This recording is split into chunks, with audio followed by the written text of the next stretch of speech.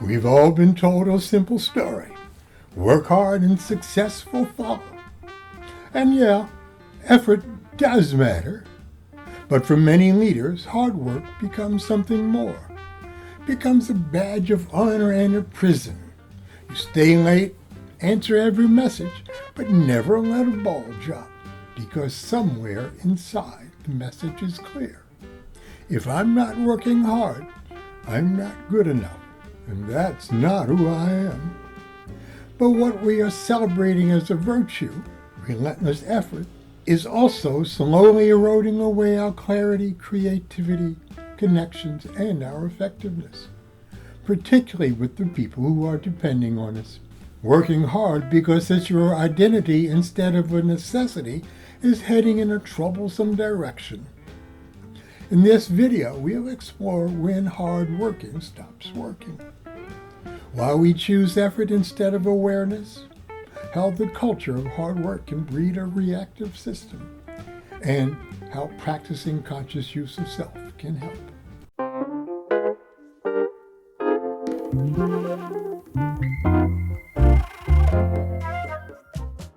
Hello, I'm Dr. Michael Broom. Welcome to my Leadership and Self-Mastery videos. For many, the pressure to perform has become a reflexive habit. For others, working hard is the identity their parents taught them. If you want to get ahead, you've got to work harder than everyone else. And leadership may have been your reward for your dedicated diligence and the overtime you freely put in. But you're a leader now, and when things get tense, you push even harder, you grind. Longer hours, tighter control, faster decisions, even higher expectations.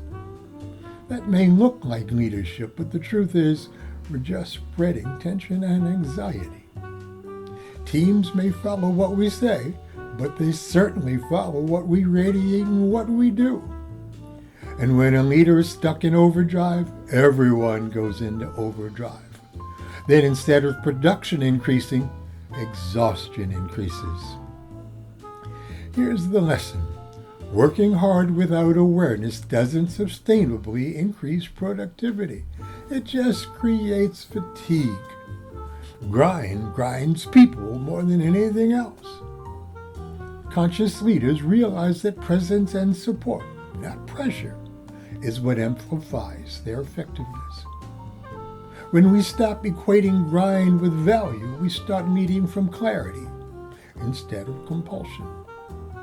So why is it so hard to slow down? It's hard because work and grinding isn't just what we do. It's who we think we need to be. Somewhere deep inside, your ego is whispering to you, if you stop grinding, if you stop working hard, you'll fall behind and you'll become a loser. And our egos can't handle that. Effort becomes an emotional shield against fear. Fear of not being good enough, of failing, of being a loser. So we tighten our grip instead of expanding our awareness. We keep fixing what doesn't need fixing because motion feels safer than stillness.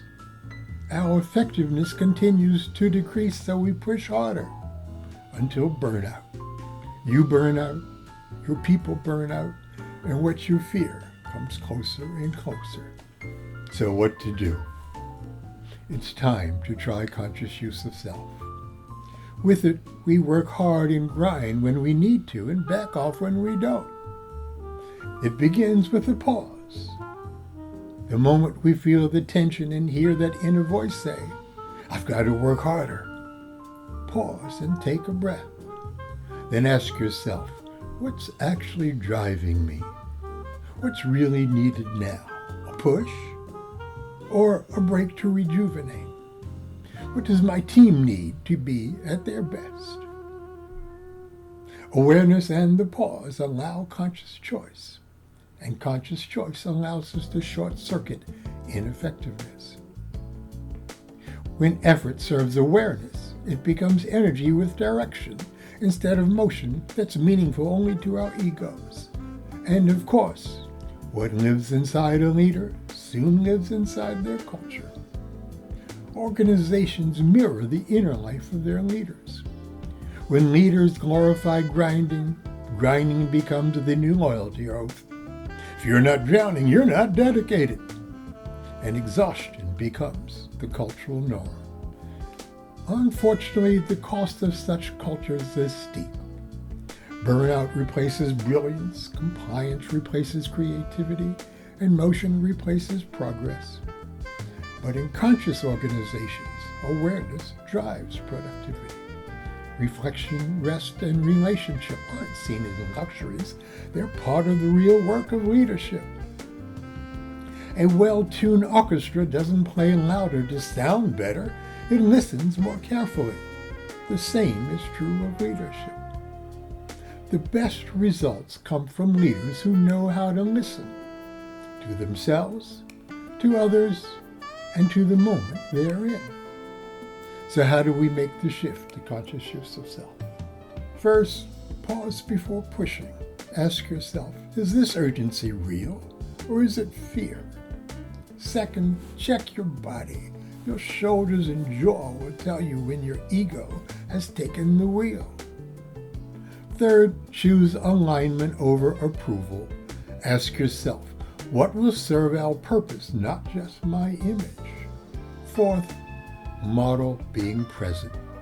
When a leader slows down consciously, the whole system takes a breath and provides the space that true effectiveness needs.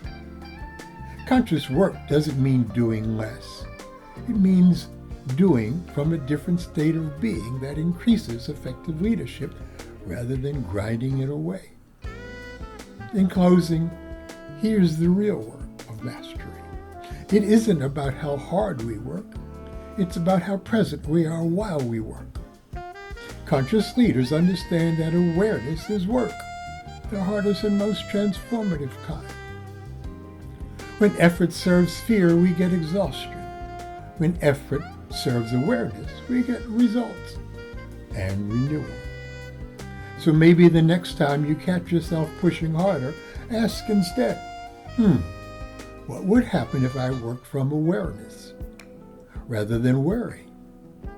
Because the real mastery begins not when we do more, but when we finally become conscious of what will best serve those who are doing the work. Thanks for watching. See you next time.